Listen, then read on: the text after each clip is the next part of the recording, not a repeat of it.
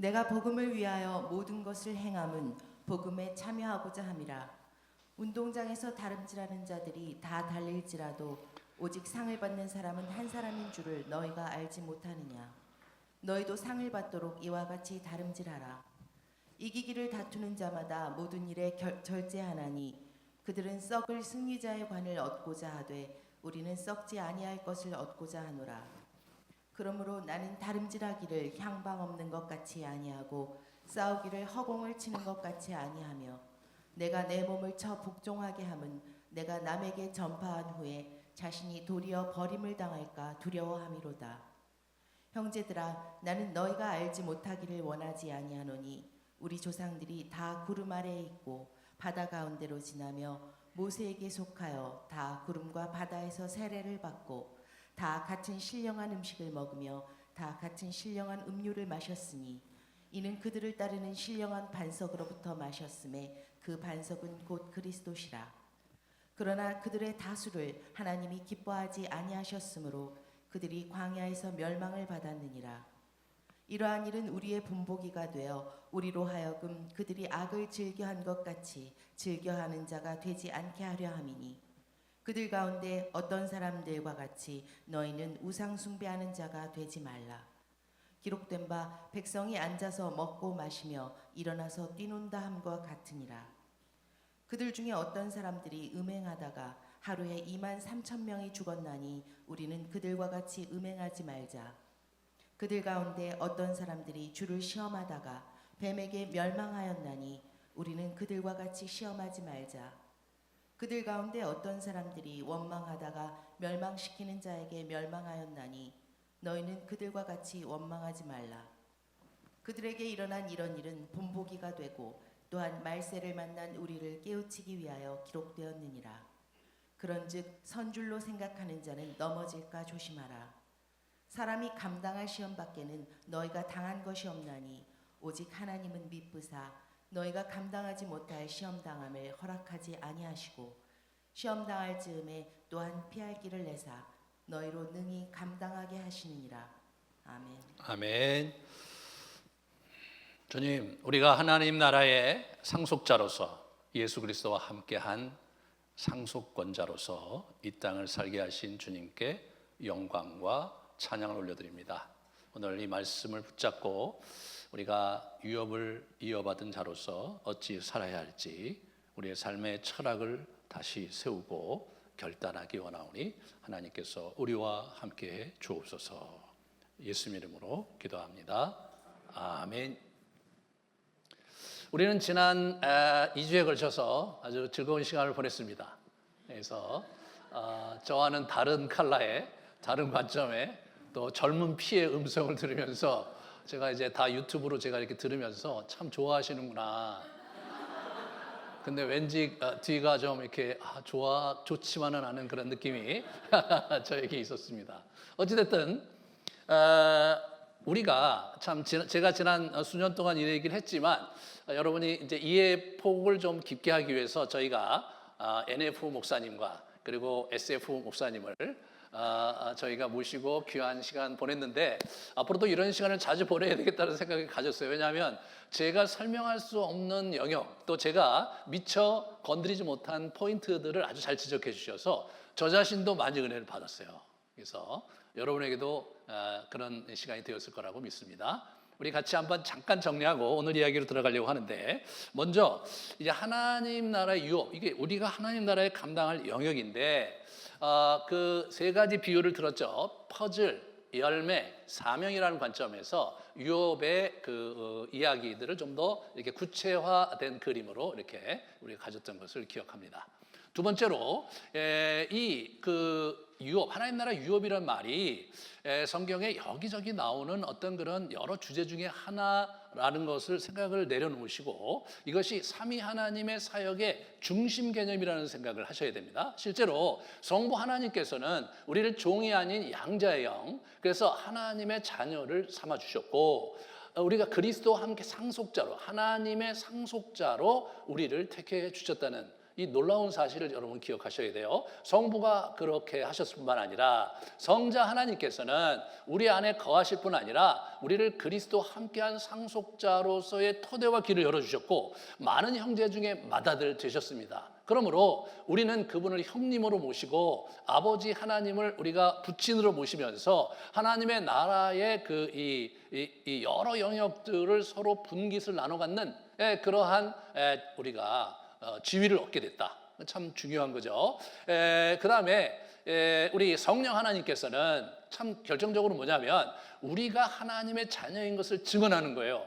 성부 하나님과 성자 하나님이 그런 놀라운 사역을 이루셨지만 우리가 인간이기 때문에 우리의 감성적인 영역에, 우리의 지적인 영역에 하나님께서 정말 우리의 아버지 되셨다는 것이 우리가 체감되고 경험되어질 때 그게 우리 것이 되는 것이지, 그게 안 되면 추상적인 얘기에 지나지 않잖아요. 그 부분에 있어서 성령께서 그렇게 하시는데 여러분이 잘 알다시피 여러분 자신이 실제로 그것을 잘 느끼지 못하는 경우가 훨 많아요. 그죠? 어떤 때지만 은혜 받을 땐 그런 것 같다가 정말 일상의 삶에 돌아가면 그런 부분에서 많은 것을 잊고 우리가 살아가죠. 그런 상황에서 이러한 연약함을 도우시기 위해서 성령께서 친히 말할 수 없는 탄식으로 우리를 위해 중보기도 하신다는 겁니다. 그래서 우리가 하나님의 뜻에 따라 살아갈 수 있도록 성도를 위해 간구하시는 것까지 친히 성령께서 해주시는 거예요. 그러므로 여러분과 저는 사실은 거저 먹는 게 됐거든요. 하나님 나라의 상속자로서의 그 지위를 거저 얻게 된 거예요. 하나님의 은혜로. 그런데 여러분, 성부, 성자, 성령의 하나님 나라 사역 자체에서 가장 중요한 포인트가 뭐냐면 하나님의 사람들이거든요. 여러분과 제가 구원을 받는 거예요.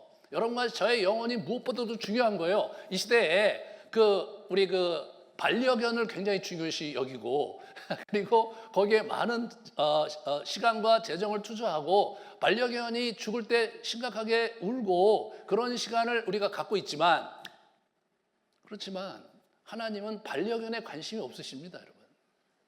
하나님은 여러분 자신에게 관심이 있으신 거예요. 그런데 여러분이 반려견에 대한 관심보다 하나님에 대한 관심이 멀다면 이게 참 어처구니 없는 일이 아니겠습니까? 이 부분을 저와 여러분이 주목하셔야 되는 거예요.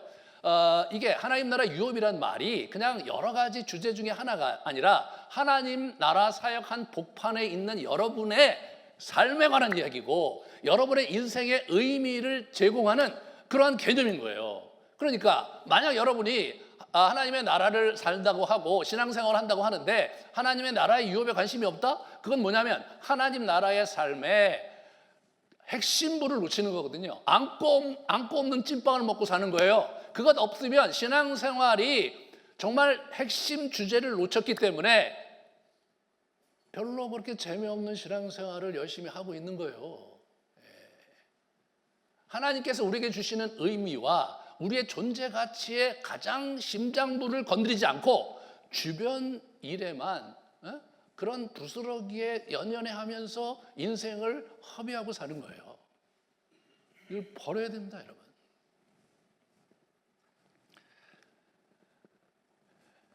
우리는 그러면 왜 그것이 느껴지지 않느냐? 먼저 그의 나라와 의를 구하는 삶을 살 때 정말 하나님의 나라의 그 유업에 대한 이 감지력이 생기는 거거든요. 그런 것이 없고 하나님을 섬기되 하나님의 나라의 의에 관심이 없고 여러분의 나라에 하나님께서 도와주시기 원하고 여러분의 인생에 주께서 함께 해주시기만을 원해서는 하나님의 나라의 유업에 대한 감지력이 개발될 수도 없고 눈에 보이지도 않는 거죠. 그렇잖아요, 여러분. 그러니까 제가요 최근에 저희 아버님이 자꾸 하셨는데 이 치매시기 때문에 돌보기가 너무 어려워서 고민하다가 차가 좀 긴장이 되는데 하나를 샀어요. 그게 뭘 샀냐면 저희 재정 형편상 그게 뭐더라? 레이 죄송합니다. 이게 갑자기 생각이 안 나네. 레이를 산 거예요. 레이를 색깔도 좀 특이한 걸 하나 샀어요. 연두색을. 근데요 묘하게 운전을 하고 나면 레이만 보이는 거예요.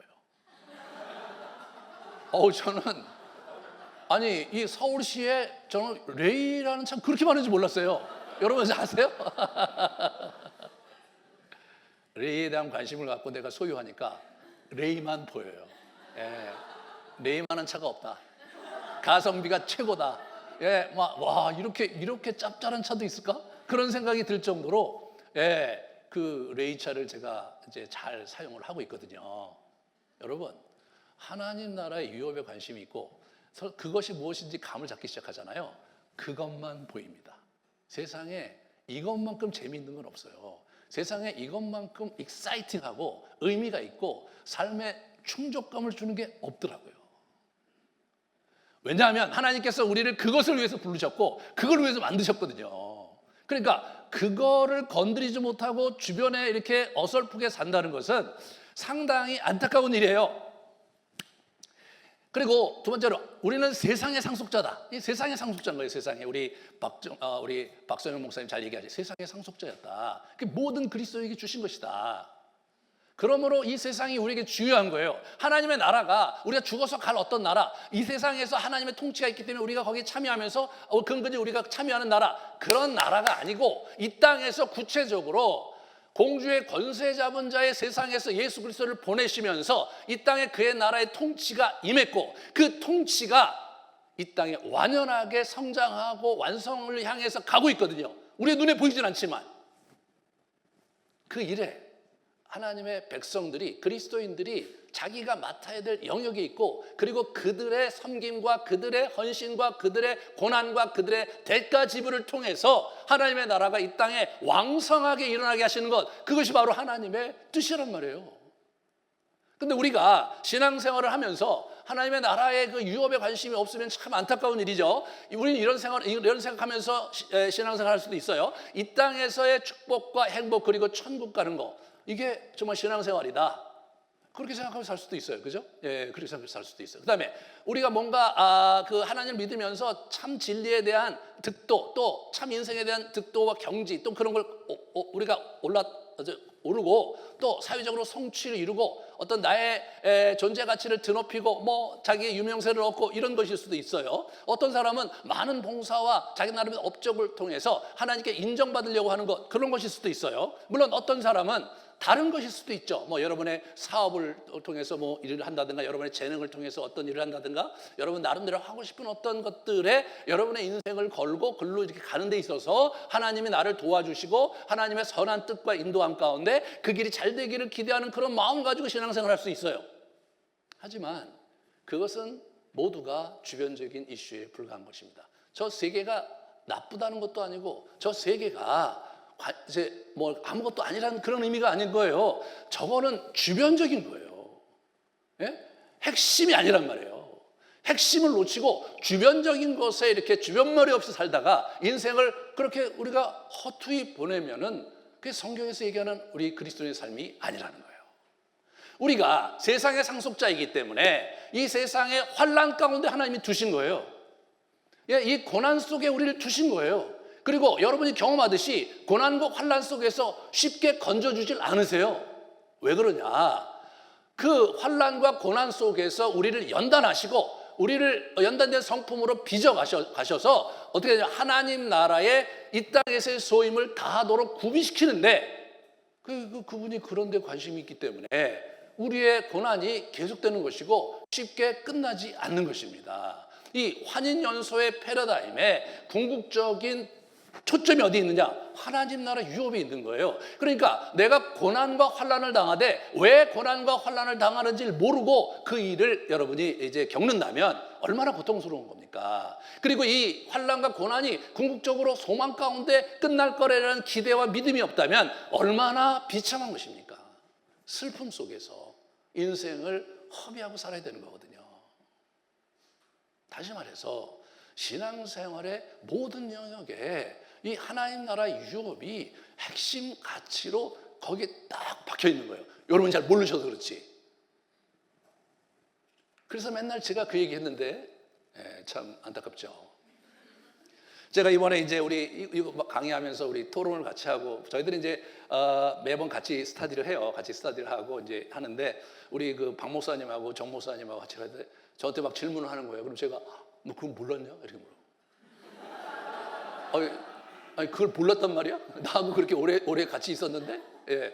제가 굉장히 충격을 받았어요. 왜냐하면 이분들이 이렇게 모르신다면 우리 교인들은 진짜 모르겠다. 아무것도 모르는 사람들이구나. 근데 그런 사람들 앞에서 맨날 위험 얘기를 했구나. 너무나 부끄럽고 너무나 여러분의 송구하더라고요. 예, 정말 죄송합니다.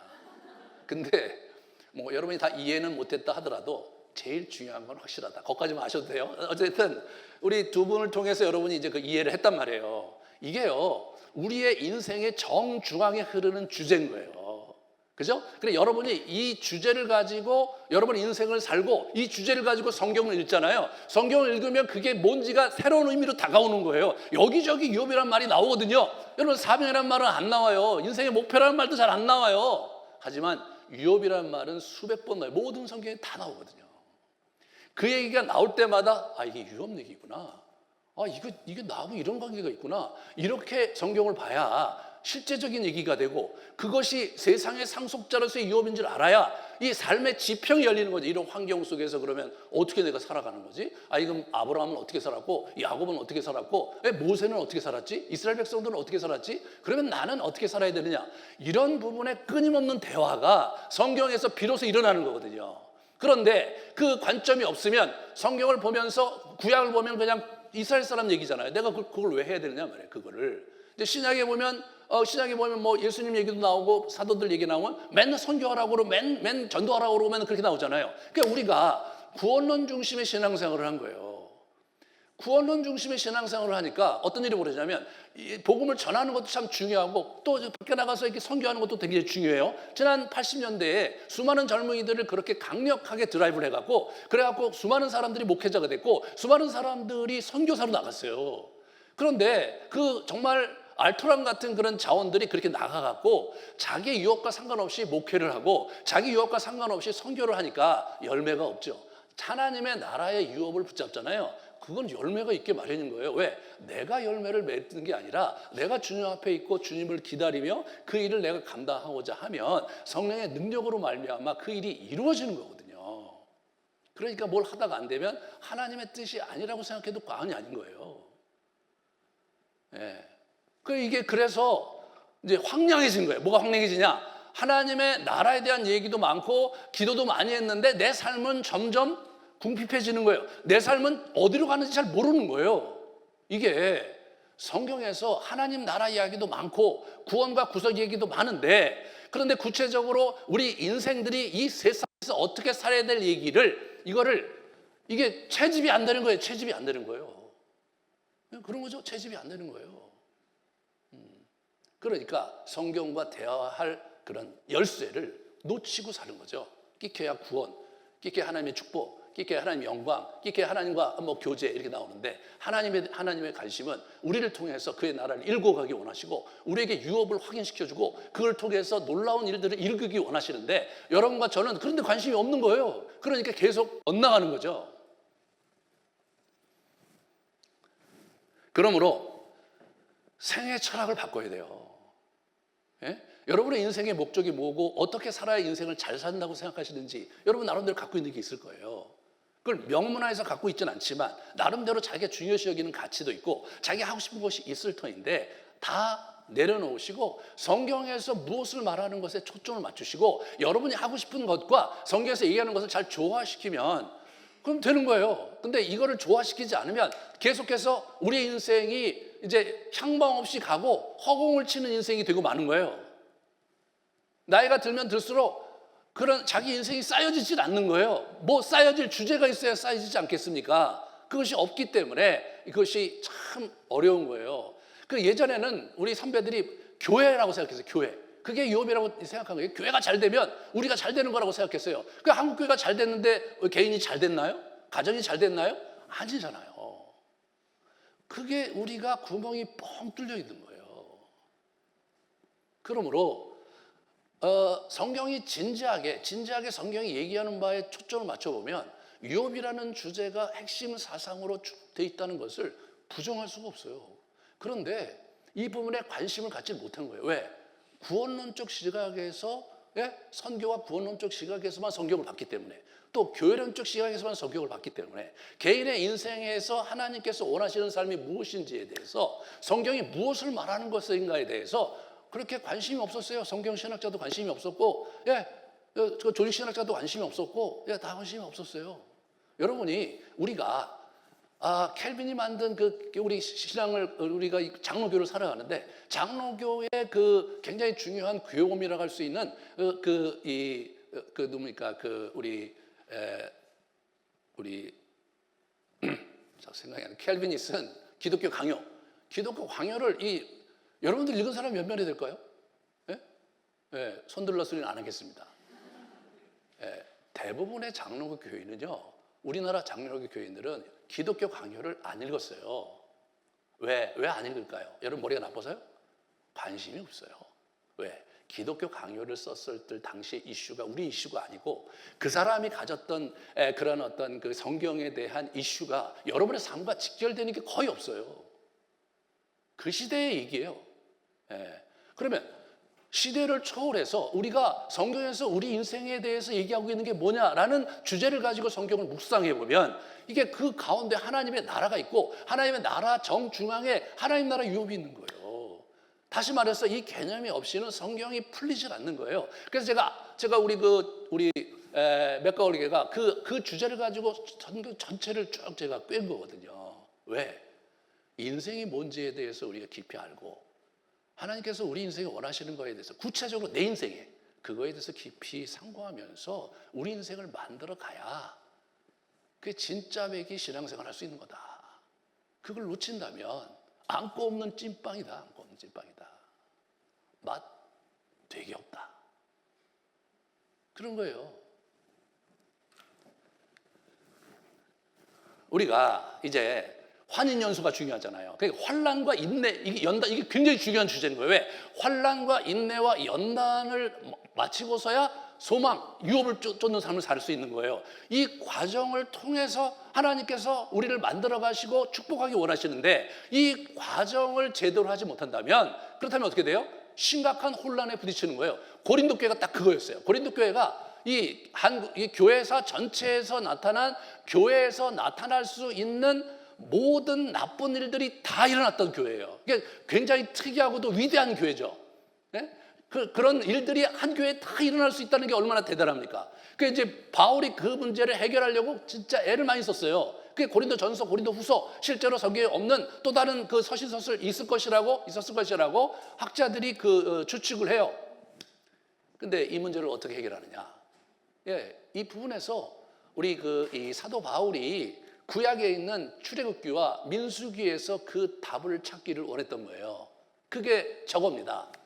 우리가 오늘 받고 있는 세례, 그거는 모세에게 속하여 구름과 바다의 세례를 받았다. 그게 우리 꼭 알아야 될 바다 이거. 그게 세례다. 또 신령한 음식, 만나, 신령한 음료, 그거 우물에서 물이 나온 거잖아요. 그 바위에서 그 음료를 마셨. 그게 성찬이다. 근데 너희가 물을 반석에서 마셨는데 그 반석이 뭔지 아냐? 그게 예수 그리스도였다라고 해석을 해주는 거예요. 이거는요, 우리 구약을 볼 때 예수 그리스도의 관점에서 재해석하는 그 모형론적 해석인데 이런 해석 방법은 예수님께서 먼저 주창하셨어요. 그래서 너희가 나한테 표적을 구하는데 요나의 표적 외에 보여줄 것이 없다. 요나가 물고기 뱃속에 3일 있다가 살아났잖아요. 그게 내 표적이다. 내가 와서 그렇게 하라고 한 그런 이야기를 예표한 것이다라고 해석하시죠. 이런 예표적 해석을 한 게 모형론적 해석이거든요. 이거를 사도 바울이 그걸 채용해 갖고 지금 저걸 보는 거예요. 그러니까 다시 말해서 그걸 굉장히 중요하게 여기는데 광야 교회라고 시내산에서 말하던 그 천사와 우리 조상들과 함께 광야 교회에 있었고라고 스데반 우리 집사가 그렇게 얘기하고 죽었거든요. 다시 말해서 이것은 사도 바울뿐 아니라 그 당시 초대교회 우리 선배들은 광야를 광야 교회로 봤던 거예요. 광야에 있는 이스라엘 백성과 새 언약 백성들이 동질의 그 언약 백성이라고 그렇게 이해하고 있었던 거예요.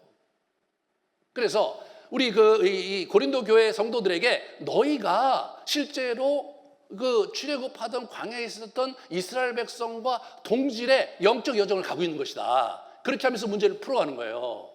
아주 대단하죠. 이런 것이 사도 바울이 갖고 있었던 탁월함이에요. 자기 문제를 풀어가는 데 있어서 이 성경적으로 그 문제를 잘 조명하고 구체적인 가이드라인을 얻어간 거거든요. 그러면서 우리가 뭡니까? 그리스도와 함께 이게 아니죠. 이게 아닌데 죄송합니다. 예. 자, 그다음에 뭐가 있냐면 이러한 일은 우리의 본보기가 돼요. 이게 이제 오늘 본문이거든요. 그러한 일들은 우리의 본보기가 돼요. 이렇게 나오는 거란 말이에요. 그러니까 지금 광야에서 있었던 일들이 여러분과 저의 말세의 본보기로 거기 기록된 것이다. 그거는 그들의 얘기가 아니라 우리들의 얘기다. 우리의 영적 여정에 대한 얘기다라고 얘기를 해준 거예요. 그러면서 왜 그렇게 했느냐? 우리로 하여금 그들처럼 악을 즐기하지 않도록, 그리고 말세에 만난 우리를 깨우치기 위해서 주신 것이고, 선줄로 생각하는 자는 넘어질까 조심해라. 마치 너가 신앙생활을 잘 알고 있고 너 나를 판단하고 있으면서 네가 대단한 것 같이 얘기하는 사람은 조심해야 된다. 너도 시험 받아서 넘어질 것을 조심해야 된다. 그런 얘기를 이제 하고 있는 거예요. 그러면서 이제 뭐냐면 이런 얘기를 하죠. 모든 사람이 하나님께서 기뻐하시는 사람이 아니었다. 예? 기뻐하지 않는 다수가 있었다. 그래서 광야에서 멸망을 당했다. 너희 시체가 이 광야에서 엎드러질 것이라 민수기에 나오잖아요. 그죠? 너희의 자녀들은 너희 반역한 죄를 지고 너희 시체가 광야에서 소멸되기까지 40년을 광야에서 방황하는 자가 될 것이다. 이렇게 얘기한 부분이 있는 거예요. 다시 말해서 모두 다가 가나안에 간 게 아닌 거예요. 그죠? 가나안이 죽어서 가는 곳이 아니란 말이에요. 살아서 간 두 사람이 있었잖아요. 갈렙과 여호수아가 있었잖아요. 그리고 출애굽할 때 20세 이하 됐던 친구들은 그 친구들은 또 들어갔어요. 그죠? 그 친구들은 들어갔어요. 20세 이상 된 사람이 죽은 것이지. 그러니까 이런 부분에서 가나안이 모든 사람에게 예약되어 있는 곳이지만 또한 모든 사람이 가는 곳은 아니었다. 중간에 저렇게 멸망당하는 사람들이 있었다. 어떤 사람이냐? 4가지로 요약을 합니다. 그들과 같이 우상숭배를 하지 마라. 우상숭배를 하지 마라. 그들과 같이 음행하지 마라. 그들과 같이 주를 시험하지 마라. 그들과 같이 원망하지 마라. 이 4가지 하다가 망한다. 4가지 하다가 실격된다. 이 개념이 이 고린도 전서의 개념은 실격. 고린도 전후서가 실격한다. 이게 이 운동하는 선수가 가다가 경기 중간에 룰을 어겨서 실격. 이렇게 실격하면 어떻게 됩니까? 죽는 게 아니에요. 실격은 뭐예요? 다음 기회 이렇게 되는 거예요. 그래서 이런 부분에서 이제 이 경고를 우리가 잘 받아야 돼요. 이 우상숭배. 오늘날 우리가 하나님과 재물을 겸하여 섬길 수 없잖아요. 우리가 재물을 우상숭배하는 것. 재물을 얻기 위해서 막 시간과 정열과 애정을 강력하게 들여서 막 추구를 하는데 하나님 나라의 의를 위해서는 그렇게 힘을 들이지 못하고 있다. 이런 것이 우상숭배와 다를 게 뭐예요? 자기 인생의 문제가 재물에 있다고 생각하고 거기에 다 투자하는, 재물에 있죠. 그죠? 하지만 그게 다가 아니란 말이에요. 재물을 누가 주시냐? 우리의 신앙으로는 하나님이 주시니까 재물보다 더 중요한 것이 하나님이잖아요. 하나님을 섬기면서 재물을 우리가 수단화시켜야 되는데 재물이 목적이 되고 하나님의 은혜로 재물을 취하려고 하는 것은 주객이 전도된 거예요. 그거 우상숭배란 말이에요. 이런 거가 결국 이런 거가 우리가 하나님 나라의 그 여정을 가는 일에 있어서, 유업을 향한 여정을 가는 일에 있어서 이것이 방해거리가 되고 실격되는 사유가 된다. 그 얘기를 사도 바울이 정리를 하고 있는 겁니다. 그래서 이제 여기서 우리가 시험이 있단 말이에요. 시험. 그죠? 훈련에는 시험이 있어요. 테스트가 있어요. 여러분 학교 다닐 때 다 시험이 있잖아요. 시험이. 그 테스트를 받듯이 모든 훈련 과정에는 평가가 있단 말이에요. 그 평가를 하는 거에 대해서 이제 우리가 여러 가지로 생각할 수 있는데, 하나는 부정적인 평가가 있어요. 파괴적으로 시험을 받는 것은 자기 욕심에 끌려 미혹되고 욕심이 잉태한즉 죄를 낳고 죄가 장성한즉 사망을 낳는다. 이건 뭐예요? 그 시험은 악한 영이 주는 것이기 때문에 우리가 무너지고 우리가 완전히 멸망하기를 원하는 거예요. 그런 시험이 있어요. 하지만 그런 시험 말고 긍정적으로 뭐냐면 성장을 위해서 하는 시험이 있는데, 우리 예수님도 시험을 하셨거든요. 빌립을 시험해갖고 오병이어 기적할 때 이 사람들 먹일 걸 한번 생각해봐라. 그런 얘기를 하셨죠. 그 다음에 고린도 후서에 보면 너희는 믿음 안에 있는가, 너희 자신을 시험하고 너희를 확증하라. 자꾸 자기를 테스트하라는 거예요. 자기를 성찰하라는 거예요. 그래서 막 그리스도가 계신 줄 모르면 너 실격된다. 너 버림받은 자다. 잘 생각해라. 그런 얘기 하는 거예요. 아브라함은 시험을 받을 때 믿음으로 이삭을 드렸다. 그는 약속을 받은 자로되 그 외아들을 드렸다. 이게 히브리서 저자가 얘기한 거예요. 아브라함은 시험을 받을 때 믿음으로 이삭을 드렸다. 이삭을 드렸을 때 하나님께서 뭐라고 하시냐? 이제야 내가 나를 정령 경외하는구나. 그랬거든요. 그게 뭐예요? 이제야 네가 정녕 나를 경외하는구나. 그렇게 하고 어떻게 됩니까? 창세기 12장에 있었던 약속을 다시 한번 반복해요. 여러분 12장부터 22장까지 중간중간에 어려울 때마다 함께 하시면서 그 약속을 계속 반복해 왔어요. 22장에 반복하고 그 이후로 반복 안 해요. 그게 무슨 얘기입니까? 이때 드디어 승인한 거예요. 너는 이제 유업을 받을 자격이 있다. 땅땅땅. 승인이 된 거예요. 승인이 된 거예요. 모든 훈련에는 마지막 파이널 테스트가 있고 그 파이널 테스트에 그거를 넘어가야 그 다음에 여러분이 취할 수 있는 어떤 것이 있는 거예요. 그렇죠? 네. 내 형제들아, 너희가 여러 가지 시험을 당하거든 온전히 기쁘게 여기라. 그리고 기쁘게 여겨야 되는 거죠. 너희 믿음의 시련이 인내를 만들어내는 줄을 너희가 알미라. 그러니까 시련이 인내를 만들어낸다는 거예요. 예? 그래서 환란이 인내를 만들어내는 거예요. 근데 환란이 인내를 만들어내지 못하고 도중하차하면 실격, 멸망이 아니에요, 실격. 예. 근데 인내를 통해서 뭘 해야 되냐? 끝까지 인내해갖고 연단된 성품이 순종하는 성품이고 하나님의 나라에 대한 열망으로 바뀌는 성품으로 바뀔 때, 그때 비로소 소망을 얻는 거예요. 소망이 뭐예요? 하나님의 나라를 얻는 거란 말이에요. 하나님의 나라 유업을 얻는 거란 말이에요. 그것이 테스트를 하죠, 테스트를. 그러니까 우리가 하나님 일을 할 때 때때로 무너지기도 하고 때때로 시험을 당하고 때때로 그만두고 싶고 이런 일들을 우리가 경험을 하잖아요. 그죠? 저도 목회하면서 그런 경험을 많이 했거든요. 이제 이 정도 했으면 됐지 않았냐, 이제. 그런 생각을 할 때가 종종 있었단 말이에요. 그럴 때 이겨내지 못하면 실격인 거죠. 이 부분을 여러분과 제가 잘 붙잡으셔야 돼요. 그러니까 이게 하나님의 나라의 사람들, 이게 성경에 있는 인물들 쭉 보면 하나님 나라 유업을 이어가는 과정에서 그 컨펌을 하시는 때가 있어요. 컨펌을. 예. 우리 그 가장 늦게 컨펌 받은 사람이 누구냐면 야곱이에요, 야곱. 이 친구가 나이 130에 이제 어디로 갑니까? 46장에 창세기 46장에 요셉 만나러 가다가 부엘세바에서 약간 좀 걱정이 되는 거예요. 가고 어떻게 될지 모르니까 자기 옛날에 밧다람에 갔다 고생을 직사하게 했거든요. 그러니까 가면 또 어떻게 되나 고민을 많이 하고 있었는데 하나님께서 그 기도하는 중에 임하셔서 그 축복을 하시잖아요. 야곱아 이렇게 하시면서 내려가라. 내가 너를 그래서 큰 민족을 이루게 할 것이다. 그리고 너는 요셉의 품에서 편안하게 잠들 것이다. 그 약속 주신단 말이에요. 이게 민족을 이룰 것이라는 유업을 주신 거예요. 그때 유업을 받은 거예요, 이 친구가.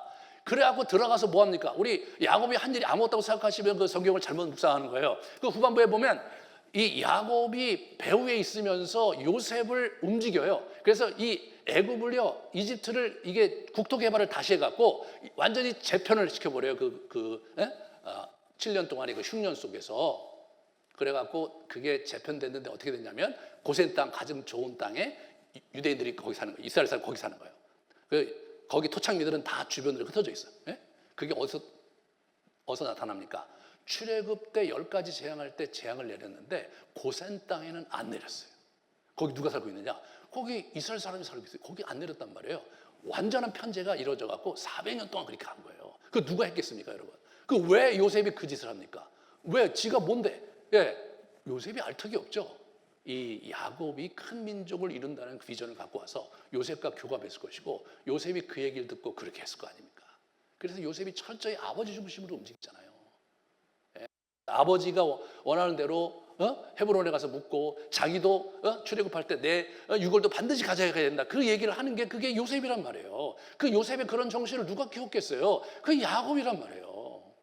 이제 그런 면에서 우리가 우리 인생에 여러 시련과 고난과 연단 속에서 정말 거기서 끝나는 게 아니다. 그 과정에서 하나님이 정하신 때가 이르면 드디어 땅땅땅 하고 이제 그죠? 그러면서 전환이 일어나면서 그 다음부터 어떻게 돼요? 고통이 없냐? 그런 건 아니에요.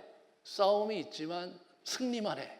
싸움이 있지만 재밌어요. 예, 그런 때로 전환이 되는 거예요.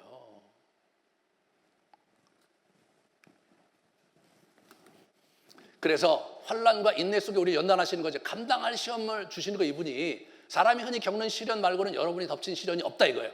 이 참 이게 놀라운, 주관적으로 볼 때 이런 걸 어떻게 나한테 허락하시는가? 주관적으로 볼 때 이런 어려움을 왜 나한테 주시는가? 하나님은 살아계시는가? 하나님이 나한테 관심이 있으신가? 이런 고백을 할 수 있을지 모르지만 점잖게 얘기하죠. 그 사람이 다 겪는 일이고 다 겪을 수 있는 일 겪는 거야 너. 그런데 시험 당할 즈음에 어떻게 돼요? 그분은 시련과 함께 벗어날 길도 마련해 줘요. 시험 당할 즈음에 피할 길을 내서 견딜 수 있게 하시는 거예요. 여러분이 시련을 견딜 수 있게 하십니다. 여기서 우리가 원하는 건 뭐예요? 시련을 견딜 수 있게 하는 게 아니라 시련으로부터 구출되길 원하잖아요. 우리는 그 시련이 끝나고 이제 정말 행복과 평화의 시대가 오기를 원하잖아요. 이게 늘 긴장이 있는 거예요. 나는 이 정도 했으면 됐고 이 시련을 여기서 이제 마감하시고 편안한 삶을 주시고 이제 의미 있는 삶을 살도록 나를 인도해 주십시오라고 구하는데, 이분은 그때 피할 길을 주시는데 어떻게 돼요? 견딜 수 있을 만큼 주시는 거예요. 예전에 제가 되게 어려울 때 매달 내 아들 은행에 갚아야 될 돈이 있는데 그 되게 어렵더라고요. 그게 하면서 아르바이트도 하고 이렇게 해서 하는데, 그러다가 이제 도저히 안 되고 막 기도하다 보면 또 이렇게 은혜 은혜 돈이 들어와요. 그러면 그 돈을 이렇게 펼치고 하면 뭐냐면 필요한 만큼 또는 적게 이렇게 와요. 여러분 그 경험하신 분 있을 거예요. 예? 내가 딱 200만 원이 필요한데 200만 원 또는 192만 원 이 정도 들어와요. 그러면 아니 주려면은 확실히 주시고 한 250만 원 정도 주면 200만 원 저기 빚 갚고 50만 원 좀 좋은 시간에 가질 수 있잖아요. 절대로 그렇게 안 하세요, 이분. 그게 뭐예요? 광야의 삶이 그런 거예요. 여러분 만나가 그렇더라고요. 제가 어느 날 묵상하다가 만나가 그렇죠. 만나가 그날 먹을 만큼만 주시잖아요. 그걸 비축해 두면 어떻게 돼요? 다 썩어버려. 예? 비축하면 썩어버려요. 만나는 내일 또 오는 게 만나예요. 오늘 먹을 거 오늘 끝나고 내일 기다려야 돼요. 그런데 이스라엘 백성이 뭐가 힘든 거예요? 내일 만나가 올 것을 나중에 기다리지 않아. 네? 고기를 기다려. 그 경외 보시는 분은 알 거예요. 막 그 정도 갖고 만족이 안 되는 거야. 이 정도 갖고 내가 먹고 살 수도 있고 견딜 수는 있는데 어려움이 끝나질 않아. 그러니까 어떻게 됩니까? 어려움이 아예 끝장내기를 기대하는 거죠. 그죠? 그러려면 뭔가 한 방이 있어야 될 것 같아. 한 방이 오지 않는 한 감사가 안 일어나는 거죠. 그래서 원망이 생기고 그래서 인생이 구겨지는 거예요. 이 비밀을 아셔야 돼요. 여러분, 이 고난이라는 것이 왜 왔느냐? 하나님께서 이 공중의 권세 잡은 자와 지금 목화 전쟁 중이세요. 여기서 지금 피 튀기는 싸움을 하시는 거예요. 사람들이 막 죽어 넘어가고 굉장히 많은 사람이 고통받고, 지금도 어느 곳에는 그죠? 여러분 예수 믿는 것 때문에 고난받고 그런 사람들 많아요. 북한도 그렇잖아요. 중국도 그렇잖아요. 이 시대가 그런 거예요. 이 악한 영의 권세가 갖고 있는 그 치열한 분투가 일어나고 있단 말이에요. 그러니까 그러한 목화 전투 중인 이 상황 속에서 하나님께서 우리가 좀 더 터프한 환경 속에서, 이 환경 속에서 변화돼서 이러한 환경 속에서 하나님이 원하시는 역할을 감당하기 원하시는 거예요. 그러니까 이 세팅에서 우리를 연단하시는 거예요. 근데 이분이 우리에게 하시는 게 뭐냐면 그렇게 해서 인내하게 하셔. 인내하면 어떤 일이 벌어집니까? 연단이 되는 거예요. 연단이 영어로 proven character예요. 네?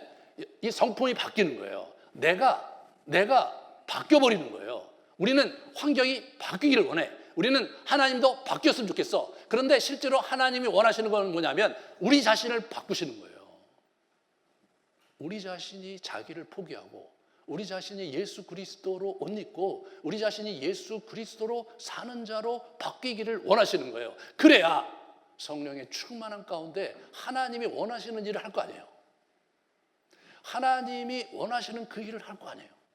우리 악한 영이 우리가 하나님의 일을 하려고 할 때, 일어날 때 얼마나 우리를 공격하는데요. 우리의 약점을 공격하고, 예? 우리가 갖고 있는 아주 유치하게 우리가 갖고 있는 그 성격과 우리가 갖고 있는 그 취향, 그거 자체를 공격하고 말해요. 가장 취약한 부분을 공격하는 거, 그게 이제 다음 주부터 얘기할 거예요. 그게 사탄이 하는 일이거든요. 그런 부분에서 우리가 훈련받기를 기대하시는 거예요.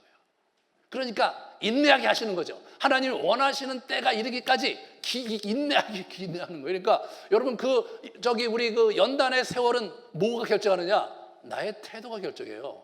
빨리 주여 손 들고 주의 뜻대로 하겠습니다. 주여 제가 가진 것이 아무것도 아니고 제가 정말 하나님 앞에 내세울 것이 아무것도 없습니다. 내가 당신이 원하는 바 말씀하시면 따르겠나이다를 빨리 항복하면 빨리 끝나요. 근데 항복하지 않고 여러분 가끔 그래. 하나님과 막 싸워. 그래갖고 하나님과 맞짱을 뜨시고 그래요. 이렇게 뭐 그거 괜찮아요. 그렇게 하셔도 되는데 여러분의 세월이 자꾸 가는 거예요. 예, 그냥 가는 거예요. 그러므로 우리는 뭐예요? 삭군이 아니라 동업자예요. 동업자. 예? 복음의 동역자, 조인트 파트너예요. 예? 조인트 파트너. 이 굉장히 중요한 거예요. 하나님의 나라에 우리 복음 사역을 하는데 우리는 복음의 일을 하면서 녹을 먹고 있는 삭군이 아니라는 거예요. 우리는 파트너예요. 그래서 선한 목자는 양들을 위해 목숨을 버리거니와 삭군은 목자가 아니에요. 양도 제 양도 아니라 이리가 오는 것을 보면 양을 버리고 달아난다. 여러분, 아니 그 월급 받는 목자가 있어요. 근데 이리와 막 맹수가 와. 잘못하면 자기 죽잖아요. 내가 왜 여기 일하는데? 먹고 살려고 일하는 거잖아요. 내가 여기서 죽으면 우리 집 가정과 애와 어떻게 돼요? 그러니까 맹수가 오면 도망가야죠. 이게 삭군이에요. 동업자는 어떻습니까? 내 일이에요. 이게 손실이 나면 내가 망하는 거야. 그러니까 어떻게 돼요? 죽음을 불사하고 싸우는 거예요. 그러니까 사꾼과 사꾼이 아닌 자와의 차이가 그렇단 말이에요.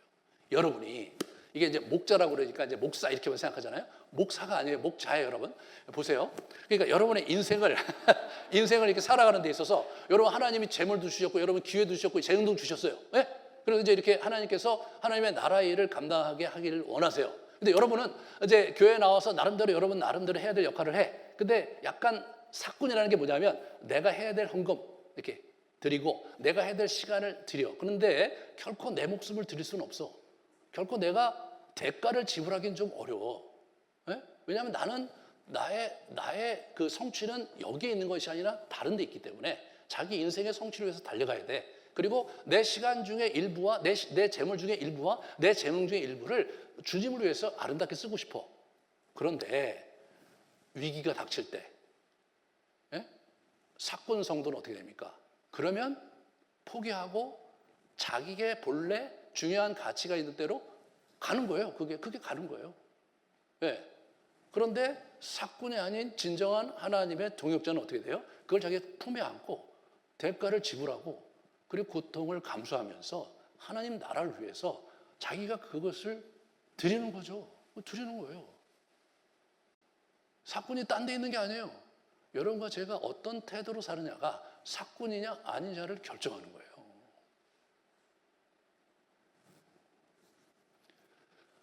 고난과 위기와 어려움이 오면 도망가는 그리스도인이 있고 그런 과정에서 더 기도하고 더 주님을 붙들고 하나님께 더 가까이 가면서 어떻게든지 주님의 은혜로 극복하려고 하는 그리스도인이 있는 거예요. 그게 사꾼과 사꾼 아닌 자의 차이인 거예요. 이 부분에서 왜 우리가 그런 의식을 갖지 못하는가? 그것은 하나님 나라 유업에 대한 분명한 철학이 없기 때문이에요. 내가 여기 있는 것은 하나님 나라 유업의 상속자로서 내가 마땅히 해야 될 본분과 마땅히 해야 될 역할이 있는 것이다. 그러므로 어려움이 있다면 주께서 주시는 은혜로 내가 버티고 뚫고 나가는 거지 도망갈 수는 없다. 설사 그것으로 인해서 피해를 보다 할지라도 내가 감수하겠다. 여러분, 하나님 나라 가면 우리가 여기서 지불한 대가와 이런 것들을 감수하는 거 아니에요. 그거 다 하나님께 보상받는 거 아니에요. 제가 여기 헌금할 때 왜 축복 기도를 합니까? 왜 11조를 하나님께 드리는데 100배의 결실을 달라고 그럽니까? 여러분이 세상의 상속자 아니에요. 이 땅에서 여러분이 10의 1조를 하나님께 드리는 게 정말 귀한 일이거든요. 어려우신 일이거든요. 그거 하나님께 드렸는데 꼭 챙겨달라고 기도하는 거예요. 그것도 이 땅에서 챙겨달라고. 우리가 하나님 나라의 동역자잖아요. 우리의 분깃이 있다고요. 우리가 투자한 것에 대한 보상을 반드시 주님이 해주신다고 그랬단 말이에요. 우리의 투자가 결코 마이너스가 되지 않을 거라는 거예요. 그걸 믿으셔야 돼요. 우리의 투자가 마이너스가 될 거예요. 울며 씨를 뿌리는 자는 반드시 열매를 거둘 것이다. 하나님의 약속이잖아요.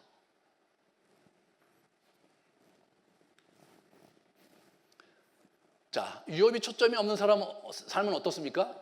유업에 초점이 없는 삶은 규모와 절제와 표대를 향한 정신이 없어요. 표대가 없어, 표대가. 내가 하나님 앞에서 어떻게 살아야 되겠는 표대가 없어. 그냥 뭐 이렇게 살다가 그냥 뭐 이렇게 교회 좀 섬기고 기도하고 편안히 살다가 죽지. 이거 표대가 없어요, 표대가. 위협의 초점이 없는 신앙생활 어떻습니까? 향방 없이 경기하는 복싱 선수와 같아요. 예. 그래서 허공을 치는 거예요, 허공을. 예. 그래서 막 여러분 이 복싱 선수가 막 허공을 막 쳐. 자기 나름대로 힘을 다 빼. 그리고 앞에서 있다가 이제 힘 빠질 때 뻥 때리면 어떻게? 그냥 나자빠 떨어지는 거예요. 악한 영이 볼 때 얘는 그냥 계속해서 헛주먹질만 하고 있어. 헛주먹질만 하고 있어. 그냥 보다가 툭 치면 그냥 쓰러지는 거예요. 달리기는 어떻습니까? 쭉 달리다가 방향이 잘못됐어. 열심히 땀 흘리며 달려갖고 막 보니까 달려가는데 그 속도도 막 굉장히 빨라졌어요. 예? 막 어디 세계 신기록이 나올 정도의 속도를 했어 자기가. 그런데 골인 지점이 아니었어. 골인 지점은 저쪽이었어. 그러면 기록계원이 이 사람 거를 카운팅 안 하잖아요. 그럼 어떻게 돼요? 이 사람이 아무리 빨리 달렸고 세계 신기록이 어쩌고저쩌고 해도 nothingness, 아무것도 아닌 거예요. 아무것도 아닌 거예요. 인생을 열심히 가갖고 아무것도 아닐 수 있다는 거예요. 이게 조심하셔야 되는 거예요. 이게 늘 배우나 깨우치지 못하고 엄청난 양의 설교를 들으나 쌓이질 않는 거예요. 네, 쌓이질 않는 거야. 저 얼마나 안타까운 일입니까, 여러분? 제가 목회하기 전에 가만히 생각해 봤어요. 야, 이거 설교를 어떻게 하지? 생각해 봤어요. 근데 한국 사람들이 설교를 진짜 많이 들어요. 새벽 기도 와서 듣죠. 주일날 수요 예배도 듣죠. 주일날 예배도 저녁에도 예배 듣죠. 막 되게 많이 들어. 설교를 많이 들어.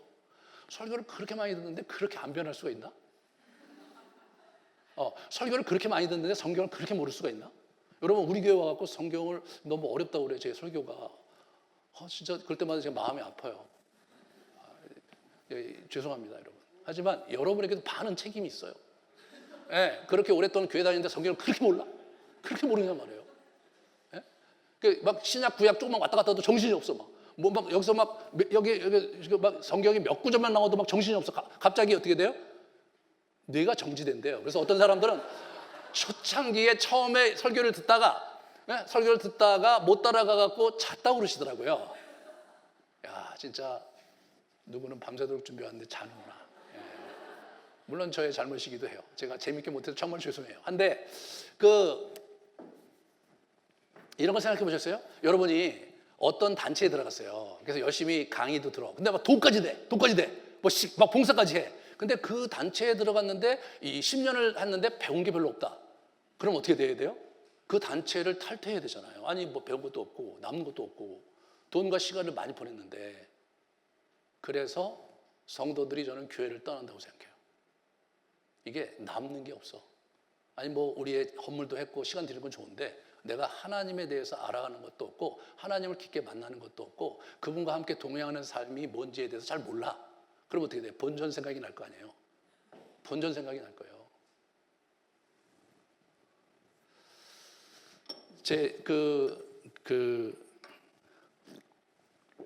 제 아들이 친구들하고 있잖아요. 근데 졸업하고 이제 만난 거예요. 만났더니 이런 얘기를 했대요. 야, 일요일 어디 놀러 가자. 나 교회 가야 되는데. 그랬더니 친구들이 너 아직도 교회 다니냐? 그러더래요. 우리 아버지가 목사예요. 아니 그건 그거고 야, 너 아직도 교회 다니냐? 그러면서 하는 얘기가 기가 막혀요. 야, 교회 가서 들을 말이 뭐냐? 목사님들이 하시는 얘기나 유명 인사가 하는 얘기나 그 인터넷 같은 데 이렇게 유튜브에 보면 유명 인사가 하시는 얘기들이 훨씬 더 나은데 뭐 주일날 가서 그거 듣냐 그냥 편할 때 내가 필요한 강의 듣지. 여러분 이게 그 젊은 사람들의 피드백이에요. 예. 성경을 얘기 안 하면 그러면 어떻게 돼요? 그 좋은 얘기 많이 하잖아요. 감동적인 얘기 많이 한단 말이에요. 그럼 감동적인 얘기는 단 데서 들을 수 있단 말이에요. 이런 얘기는 평생 들을 기회가 별로 없죠, 여러분이. 예, 그런 거예요. 인생을 통해서 하나님 나라의 열매가 빈약한 거예요. 그래서 설교를 그래서 나름대로 주제별로 하려고 애를 쓰는 이유가 거기에 있어요. 예. 여러분 이제 그러면 이런 삶을 사는데 우리 이 바울이 어떻게 살았느냐? 이 사람이 운동에 관심이 많았어요. 그래갖고 그 당시 올림픽 경기와 함께 대등한 어떤 경쟁 상대에 있었던 이스머스에 있는 그런 게임이 있었어요. 게임이 이스트미안 게임이라는 게 있었어요. 이거 2년마다 한 번씩 있고 그리고 우리 올림픽은 4년마다 한 번씩 있었어요. 이게 BC 그 776년에 이건 시작이 됐고 이제 올림픽은 그 이후에 시작이 됐어요. 근데 제가 인터넷 찾아보니까 2024년에 이스머스 그 게임이 부활했어요. 그래서 1회 대회를 작년 10월에 개최를 했더라고요. 그래서 이 사람들이 뭐냐면 이런 저기를 가지고 자기들이 한 거예요. 보세요. 이스모스가 저기 이 고린도와 아데네를 잇는 거기에 교량 지역에 있는 거기에 운하가 있었어요. 그러니까 그걸 기념하기 위해서 포세이돈 씨를 기념하기 위해서 그걸 경주를 시작한 건데 2년마다 한 번 있었어요. 이쪽에 올림픽이 있잖아요. 올림픽은 4년마다 한 번씩 있었어요. 근데 그 당시 올림픽이 가장 왕성하게 일어났었고 두 번째가 이스모스였대요. 근데 이거가 자기 마을에서 자기 시에서 일어나는 거니까 이 사람들은 그걸 굉장히 잘 알고 있었던 거예요. 그러한 비유를 가지고 설명을 한 거예요. 그래서 이게 이제 신전이고요. 이렇게 제의를 한 다음에 이렇게 모여서 이들이 여기서 게임을 한 거죠. 여러 가지 게임, 달리기, 승마 이런 게 있었던 거예요. 이 달리기 이 사람들. 그 다음에 이 레슬링. 예? 그래서 이제 뭐냐면 이제 이렇게 승자에게 이렇게 관을 씌워줬어요. 올림픽은 저기 뭡니까 올리브 옷을 이렇게 쭉 만들고 이쪽은 참 재미있게 소나무 이쪽은 이스미아는 소나무를 이렇게 만들어갖고 이렇게 관을 씌워줬대요. 그래서 이 사람이 죽을 때 뭐라고 그러시냐면 내가 이제 면류관을 받는 일만 남았다. 나중에 얘기할 거예요. 우리 디모데후서에 내가 이제 관절을 부음받았고 내가 죽을 텐데 이제 그분 앞에 가서 내 면류관 자기 운동 경기 이제 내 경주가 끝났기 때문에 내가 면류관 받을 거다 그 얘기하는 거예요. 저런 그림을 갖고 이 사람이 평생 사는 거예요. 그래서 여러 가지 경주가 있었어요. 근데 여기 이제 하단에 좌측에 보면 저거는 달리기고요. 그 두 번째 게 복싱이에요. 이 사람이 달리기와 복싱을 이 사람이 좀 본 거예요. 그러니까 보면서 모든 일에 절제한다 이거지. 보통 올림픽 나가는 친구들은 한 10개월 이상 강한 훈련을 시켰다고 그래요. 우리나라도 지금 올림픽 나가면 1년만 됩니까? 2년 정도 하죠. 그죠? 그렇게 한단 말이에요. 그러니까 그거를 모든 일에 절제한다 이거예요. 이 경주하는 사람처럼 살아가야 된다 이거 하나님 나라 유업이 이런 자는 달리기와 권투에 비유를 한 거예요. 달리기와 권투에 그죠? 그래서 그 당시 헬라에서 가장 중요한 시합 중 하나였대요. 권투와 이 달리기가. 그래서 이 사람이 그걸 한 거예요. 그래서 달리기는 뭐예요? 향방 없이 나는 뛰지 않겠다 이거예요. 예? 향방 없이. 아까 얘기했잖아요. 이게 코스가 있어야 되잖아요. 이 사람이 디모데후서 4장의 마지막이 뭐냐면 나의 달려갈 길을 다 마치고 있다 나와요. 저 표현이 내가 그 마라톤 경기의 마지막 골 선을 내가 결승선을 내가 마쳤다 이거예요. 내 경주는 끝났다. 그럼 그 다음 건 뭐예요? 면류관을 받는 일만 남았다. 이분이 이 그림을 갖고 살았어요. 이분은 운동선수가 출전해서 경기에서 상 타는 그 개념을 갖고 사신 거예요, 저분이요. 이분이 두려워한 건 뭐예요? 실격을 두려워하셨어요. 실격을.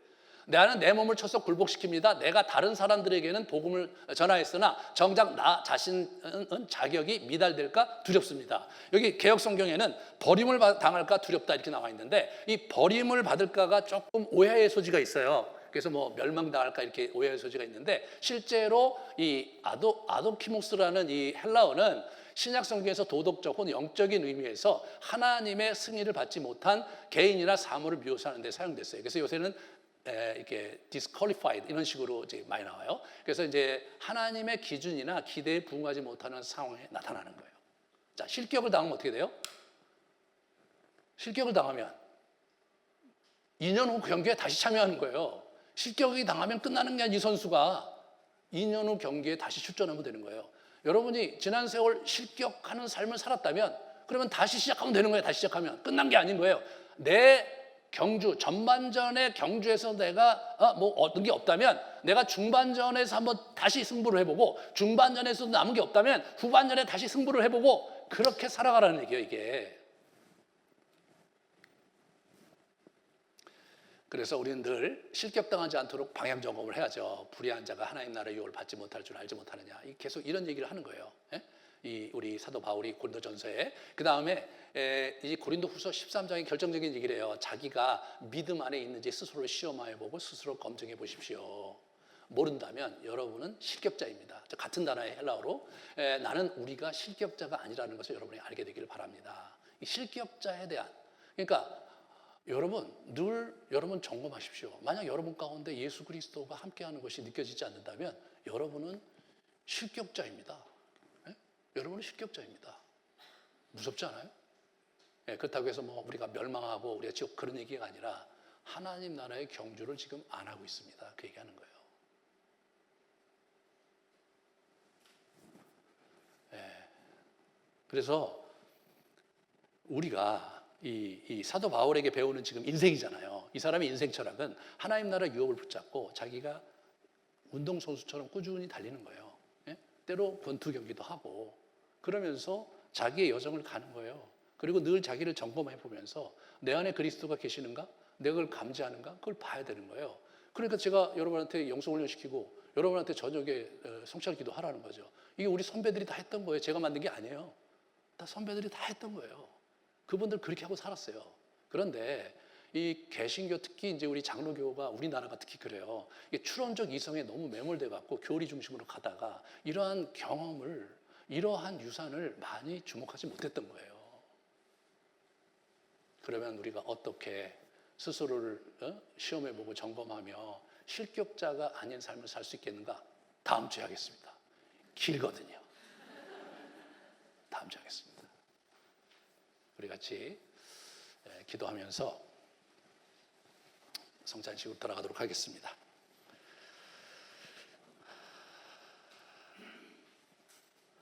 여러분은 지금 하나님 나라 유업을 위한 경주에 참여하고 계십니까? 여러분은 주님이 여러분과 함께 하심을 늘 경험하고 사십니까?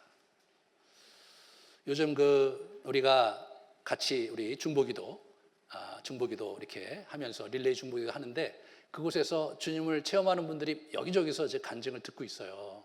여러분 함께 하시면서 여러분 혼자 할 수 없는 거 같이 해가면서 이번 집중 기간을 통해서 마음을 확 바꾸시고 한번 이 경주에 다시 시작하시는 여러분 되시기를 축원합니다. 같이 우리 기도하겠습니다. 다시 시작할 수 있게 해달라고, 붙잡을 수 있게 해달라고 같이 기도하겠습니다.